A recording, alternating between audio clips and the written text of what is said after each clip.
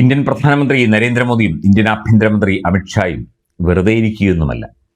നമുക്കറിയാം, സീഷെൽസിൽ നിന്ന് തിരിച്ചെത്തിയ പ്രധാനമന്ത്രി അടിയന്തരമായി ചില യോഗങ്ങൾ വിളിച്ചുകൂട്ടി.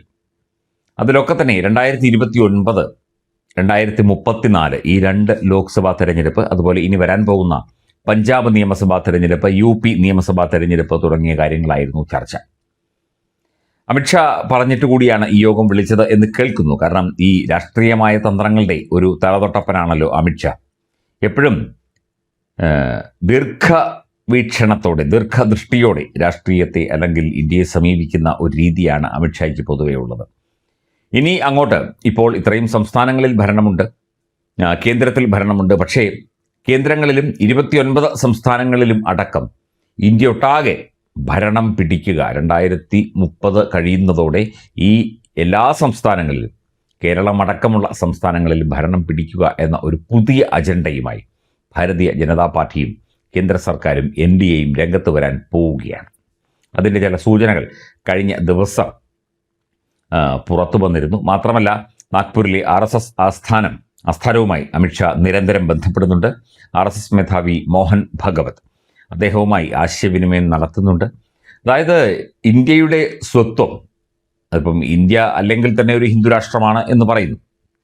ഇനിയിപ്പോൾ പുതിയ ഹിന്ദു രാഷ്ട്രമാക്കി മാറ്റേണ്ട കാര്യമില്ല. പക്ഷേ ദേശീയത എന്നത് മുറുക്ക പിടിച്ചുകൊണ്ട്, രാഷ്ട്ര സേവനം എന്നത് മുറുക്ക പിടിച്ചുകൊണ്ട്, രാഷ്ട്ര പുരോഗതി എന്ന വിഷയം മുറുക്ക പിടിച്ചുകൊണ്ട് മുമ്പോട്ട് പോകാനുള്ള എല്ലാവിധ സജ്ജീകരണങ്ങളും ഒരുക്കണമെങ്കിൽ ഇവിടെ ഭാരതീയ ജനതാ പാർട്ടിയുടെ സമ്പൂർണ്ണ ഭരണം വരണം. ആ ഒരു കാര്യവുമായിട്ട് ബന്ധപ്പെട്ടായിരുന്നു RSS ആസ്ഥാനവുമായി ബന്ധപ്പെട്ട് അമിത്ഷാ നടത്തിയ ചർച്ച.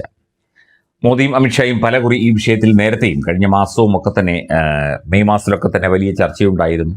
അതായത് ഈ ഇപ്പം കേരളത്തിലടക്കം വലിയ മുന്നേറ്റമുണ്ടായി. പക്ഷേ എല്ലായിടത്തും കൃത്യമായി ഭരണം പിടിക്കാൻ സൗത്ത് ഇന്ത്യയിൽ ഇപ്പോൾ തെലങ്കാനയിലായാലും ആന്ധ്രയിൽ ഘടകകക്ഷിയാണ്, എന്നാൽ പോലും ആന്ധ്രയിലായാലും അതുപോലെ കേരളത്തിലായാലും തമിഴ്നാട്ടിലായാലും ഒക്കെ സമ്പൂർണ്ണമായൊരു ഭരണം പിടിക്കാൻ വൈകുമായിരിക്കും. പക്ഷേ എത്രയും പെട്ടെന്ന് ഇത് നേടിയെടുക്കാൻ വേണ്ട ആശയ സമരങ്ങളുമായി അല്ലെങ്കിൽ ആശയ സമന്വയങ്ങളുമായി മുമ്പോട്ട് പോകാനുള്ള ഒരു തീരുമാനം, എല്ലാം കൃത്യമായ പ്ലാനിങ്ങോടുകൂടി തന്നെ മുമ്പോട്ട് പോയി കഴിഞ്ഞാൽ തീർച്ചയായിട്ടും ഇന്ത്യയിലെ 29 സംസ്ഥാനങ്ങളിലും, എന്തിന് കേന്ദ്രഭരണ പ്രദേശങ്ങളിൽ പോലും വ്യക്തമായ സ്വാധീനം ചെലുത്തി മുമ്പോട്ട് പോകാൻ തീർച്ചയായിട്ടും ഭാരതീയ ജനതാ പാർട്ടി എന്ന ലോകത്തിലെ ഏറ്റവും വലിയ ജനാധിപത്യ പ്രസ്ഥാനത്തിന് കഴിയും.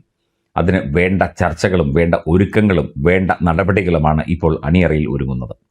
നമ്മളെപ്പോഴും പറയും, അമിത്ഷാ ഒന്നും മിണ്ടാതിരിക്കുമ്പോൾ ആ കണ്ണാടിക്കിടയിലൂടെ ആ ഉണ്ടക്കണ്ണുകൊണ്ട് പുറത്തേക്ക് നോക്കുമ്പോൾ അദ്ദേഹം വെറുതെ ഇരിക്കുകയല്ല, അദ്ദേഹം വെറുതെ ചിന്തിക്കുകയല്ല. ഇവിടെ അടുത്ത തെരഞ്ഞെടുപ്പിൽ അടുത്ത സംസ്ഥാനത്ത് എന്ത് തന്ത്രമാണ് പയറ്റേണ്ടത്? ചിലപ്പോൾ തന്ത്രം അത്ര സുതാര്യമല്ലായിരിക്കും, അല്ലെങ്കിൽ അത്ര സുഗമമല്ലായിരിക്കും. പക്ഷേ രാഷ്ട്രീയമാണ്, ഇവിടെ തന്ത്രങ്ങൾക്ക് വലിയ പ്രാധാന്യമുണ്ട്. പഞ്ചാബിൽ ആം ആദ്മി പാർട്ടി പുതിയ ഹിന്ദുത്വ അജണ്ട പയറ്റുകയാണ്.